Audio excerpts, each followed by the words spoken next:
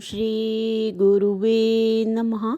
चैतन्यं शाश्वतं शान्तं व्योमातीतं निरञ्जनं नादबिन्दुकलातीतं तस्मै श्रीगुरुवे नमः। ॐ स्वस्ति न इन्द्रो वृद्धश्रवाः स्वस्ति नः पूषा विश्ववेदाः स्वस्ति नस्तार्क्ष्यो अरिष्टनेमिः स्वस्ति नः बृहस्पतिर्दधातु। ओम शांति शांति शांति। ओम। प्रणाम। भगवान स्वामी अखंडानंद सरस्वती जी महाराज जी द्वारा विरचित साधना और ब्रह्मानुभूति नामक ग्रंथ से आज हमारा नया टॉपिक स्टार्ट हो रहा है भगवान, जिसका नाम है आत्मनिरीक्षण कीजिए। स्वामी जी बता रहे हैं कि हमारी मनोवृत्तियों को विचार करने का व्यसन है। हमारी मनोवृत्तियों को विचार करने का व्यसन है। वे कुछ ना कुछ सोचा ही करती हैं, चाहे कोई प्रयोजन हो या ना हो, वे अपने काम में लगी रहती हैं। साधारण लोग उन पर दृष्टि नहीं करते, परंतु साधक उनकी विशेष निगरानी रखते हैं। रखनी भी चाहिए। बाह्य क्रियाएं भी मन की शक्ति से होती हैं। जिसने तन को उच्छृंखल छोड़ दिया है, जिसकी मनोवृत्तियों का व्यर्थ अपव्यय होता है, वह संसार का भी कोई ठोस काम नहीं कर सकता। भगवान के राज्य में, ज्योतिर्मय लोक में अथवा उच्चतम अध्यात्म में तो उसका प्रवेश ही कैसे हो सकता है।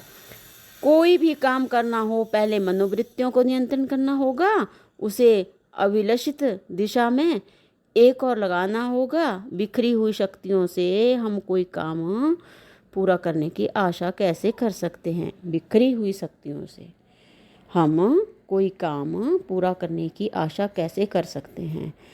जो लोग आत्म तत्व अथवा भगवान के चिंतन में लगे रहते हैं, उनके संबंध में तो कुछ कहना ही नहीं है। हमें विचार करना है अपने संबंध में और अपनी वर्तमान वृत्तियों में संबंध में, अपनी वर्तमान वृत्तियों में संबंध में उन पर विचार करना है। अपने संबंध में हमें सबसे पहले यह बात देखनी चाहिए कि हम अपने बारे में कितना सोचते हैं और दूसरों के बारे में कितना। हमें यह बात जान लेनी चाहिए कि जब तक हम अपने को नहीं पहचान लेंगे, तब तक किसी को ठीक ठीक नहीं पहचान सकेंगे। विभिन्नता होने पर भी सबकी प्रकृति, सबका उपादान एक है, परंतु उस एक की पहचान तो होनी ही चाहिए। उसे जानने, समझने, पहचानने और अनुभव करने के लिए सबसे सुंदर, सबसे निरापद, सबसे अनुकूल और सबसे निकट अपना ही शरीर, अपना ही मन, अपनी ही अंतरात्मा है। अपनी प्रकृति और अपने मन के उपादानों को तत्वतः समझ लिया जाए तो फिर दूसरे को समझना बाकी नहीं रहता। यह एक रहस्य है जो कभी ना कभी प्रत्येक विचार के सामने उपस्थित होता ही है। यदि हम अपने संबंध में नहीं सोच पाते या कम सोच पाते हैं और दूसरे के संबंध में सोचना ही पड़ता है, तो हमें यह बात ध्यान में रखनी चाहिए कि वो बात यह है कि दूसरों का विचार करते समय हम उनके गुणों को देखते हैं या दोषों को।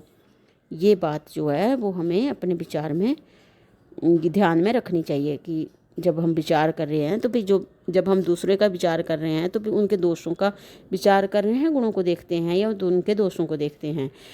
दोष तो दूसरों पर विचार करना भी है। दोष जो है, स्वामी जी बता रहे हैं कि दोष तो दूसरों पर विचार करना भी है, परंतु दूसरों का दोष देखना तो महान दोष है।